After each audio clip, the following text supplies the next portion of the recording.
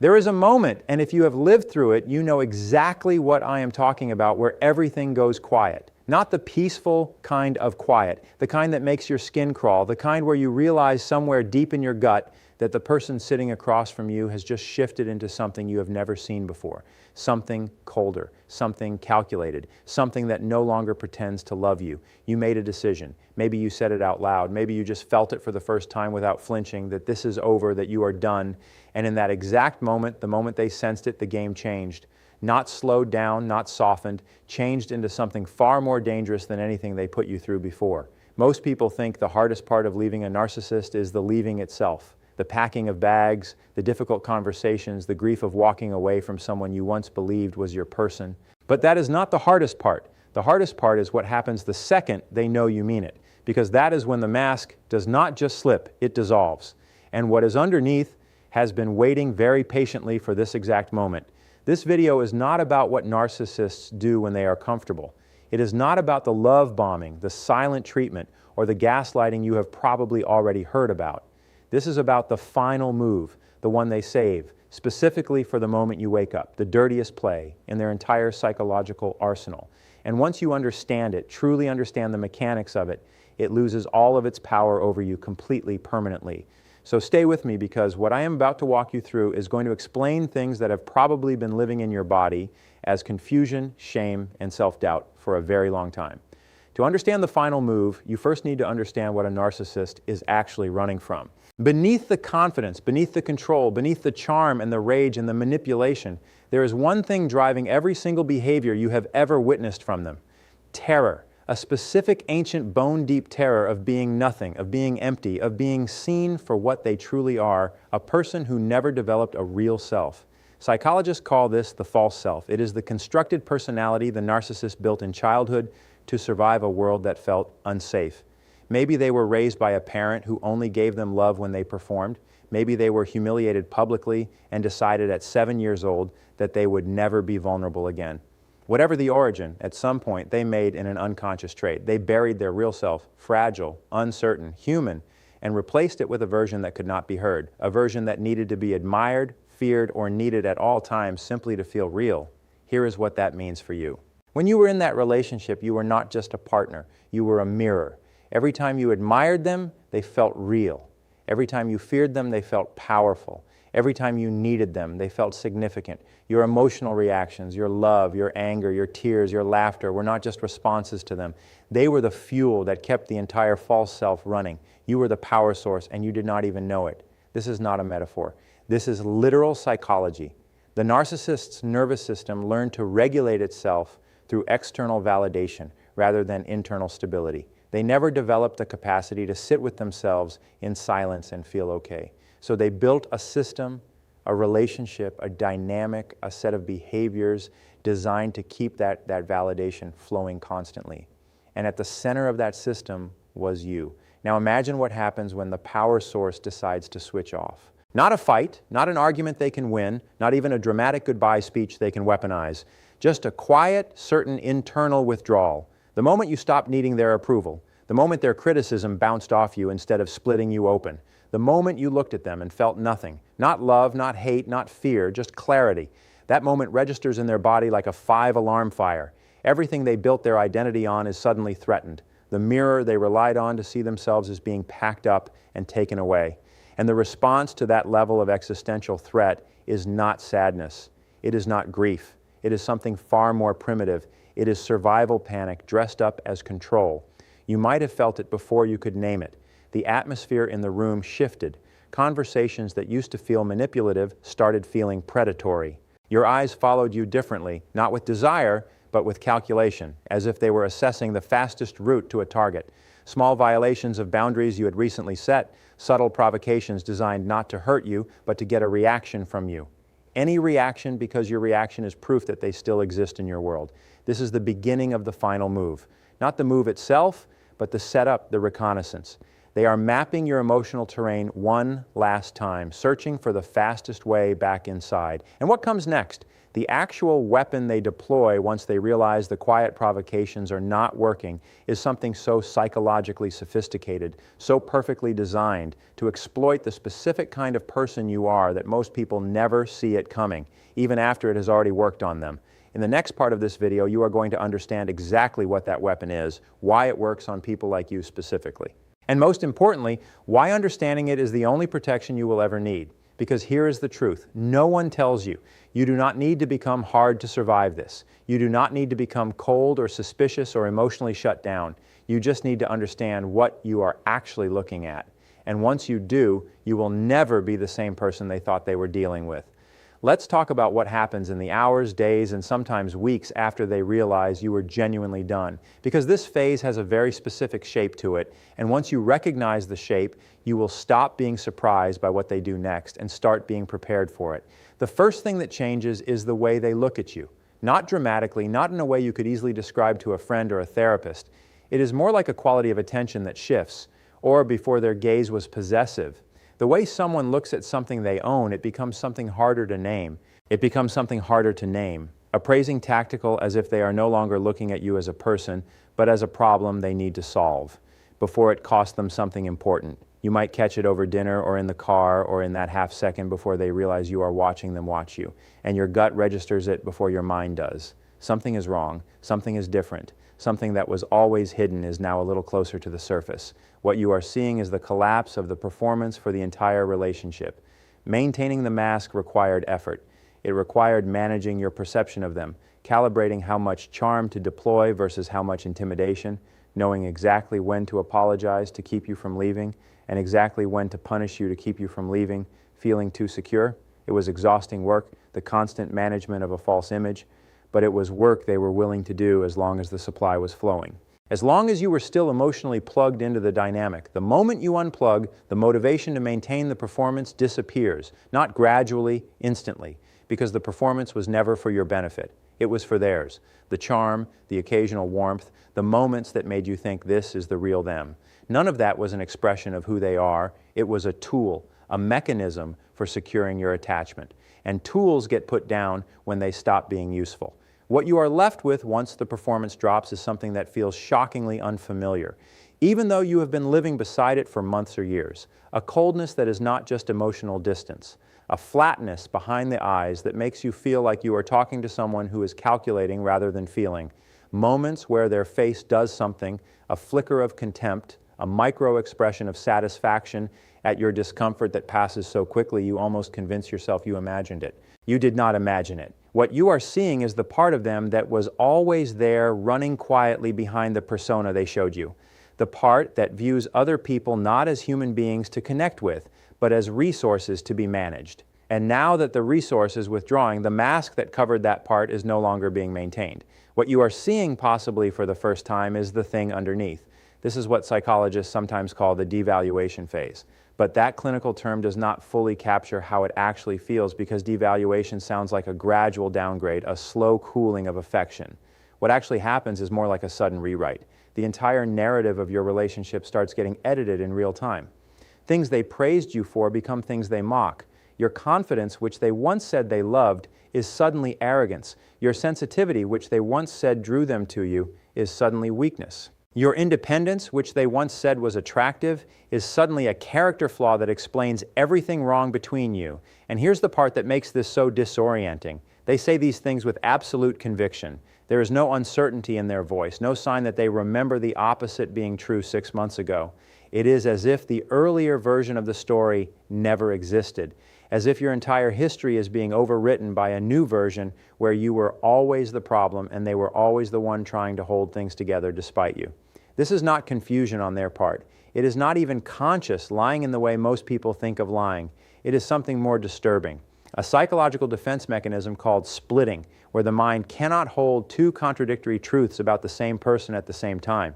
You're either completely good or completely bad. There is no nuance, no middle ground, no complexity allowed. The moment you stop validating their false self, you get reassigned from the good category to the bad one. And every memory, every interaction, every piece of shared history gets retroactively reinterpreted through that new lens. This matters because of what it sets in motion next. Once you have been internally reclassified as the villain, the narcissist does something that looks on the surface like it is about you, but it is entirely about them. They begin to manage the narrative externally. They start talking not to you about you, to the people around you, the friends you share, the family members who know you both, the colleagues who see you both regularly, and they do it with a specific, very carefully constructed tone, not rage, not accusations, concern. They approach these conversations with furrowed brows and lowered voices. They sigh heavily before they begin. They say things like, "I do not want to say anything negative, but I am genuinely worried." They frame themselves as reluctant witnesses to your unraveling. People who care about you deeply but feel they have an obligation to share what they have been observing. They use words like erratic, unstable, concerning, not herself lately. They make people lean in, voices dropping to match theirs without ever having issued a single direct accusation. This is the smear campaign, and it is already in motion before you have even started telling your side of the story. Before you have even realized there is a story to tell, the well has been poisoned. And now when you reach out, when you try to process what you have been through, when you look for support in the people closest to you, you find something unexpected, a slight hesitation before they respond, a careful quality to the questions they ask, a sense that they are listening to you through a filter that was not there before.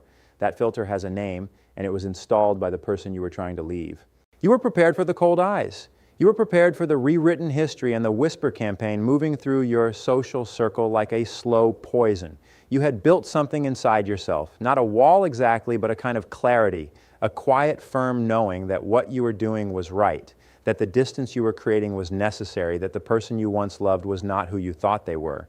You held on to that knowing like a handrail in the dark, and then they cried. Not the performative frustration you had seen before, not the anger dressed up as hurt that they deployed when you set a boundary. This was diffuse rent. This was the kind of crying that seems to come from somewhere so deep and so unguarded that your entire nervous system responds to it before your mind has a chance to intervene. Shoulders shaking, voice breaking, eyes that looked for the first time, maybe ever, genuinely lost. And every carefully constructed wall you built began to tremble. And this is the moment that has pulled more people back into cycles of abuse than any other. Not the love bombing at the beginning, not the intermittent reinforcement in the middle. This moment right here, the collapse, the breakdown, the sudden devastating vulnerability, is the most sophisticated and most dangerous weapon in the entire arsenal, because it does not work by overpowering you. It works by recruiting your own best qualities against you, your empathy, your compassion, your deep, genuine belief that people can change. To understand why this works so completely, you need to understand something about the kind of person who ends up in these relationships in the first place. People who are targeted by narcissists are not weak. That is one of the most damaging myths about this experience, and it needs to be said clearly. The people who get drawn deepest into these dynamics are almost always people with an exceptional capacity for empathy. People who lead with generosity and assume the best about others. People who believe that love is something you work for and fight for and refuse to abandon when things get difficult. These are not flaws. In any other context, they are extraordinary qualities. But in this context, they are the exact vulnerabilities being targeted. The narcissist, whether consciously or through years of refined instinct, has spent the entire relationship mapping your emotional architecture. They know what makes you feel needed. They know what makes you feel guilty. They know the specific combination of words and behaviors that activates the part of you that believes broken people deserve to be stayed for. And when every other tactic has failed, when the cold eyes did not break you, when the rewritten history did not make you doubt yourself enough, when the smear campaign did not isolate you completely, they reach for this. The one thing they know you cannot easily walk away from, someone who appears to be suffering. It often begins with a message or a phone call late at night, or them appearing somewhere you did not expect them, looking smaller than you have ever seen them look. The aggression is gone. The calculation is gone, or at least it appears to be. What is in front of you now seems like the raw, undefended version of a human being who has finally run out of armor. They might say they have not been sleeping, that they have not been eating, that everything feels pointless without you. They might, for the first time in the entire relationship, admit to things they spent years denying. I know I hurt you. I know I was not who you needed me to be. I have been looking at myself and I do not like what I see. And something in your response to this so viscerally that it frightens you, because this is what you always wanted. Not the confession specifically, but what it represents. The possibility that they are capable of seeing themselves honestly, that the person you fell in love with was real and is still in there somewhere, buried under all the damage, finally trying to claw their way out. This is the version of them you have been grieving. This is the potential you have been holding on to through every terrible moment of the relationship, and here it is standing in front of you, asking you not to give up. The pull is not weakness. The pull is human. It is the entirely natural response of a compassionate person being shown exactly what their compassion is most drawn to. You would have to be made of stone not to feel it, and they know that they are counting on the fact that you are not made of stone. That is precisely why they are here. But here is what you need to hold on to in that moment. With both hands, like your psychological freedom depends on it, because it does. Genuine transformation does not arrive on cue. Real change, the kind that actually rewires the deep behavioral patterns we are talking about here, is slow, private, painful work that happens in therapy rooms and in solitary reckonings with oneself. It does not happen in the exact moment it becomes strategically necessary. It does not time itself to coincide with your departure. And it does not ask you to witness it, validate it, or stay for it. Real change does not need an audience. It does not come with a request attached. What they are showing you is not transformation. It is the performance of transformation, and it is targeted with surgical precision at the specific hope you have been carrying.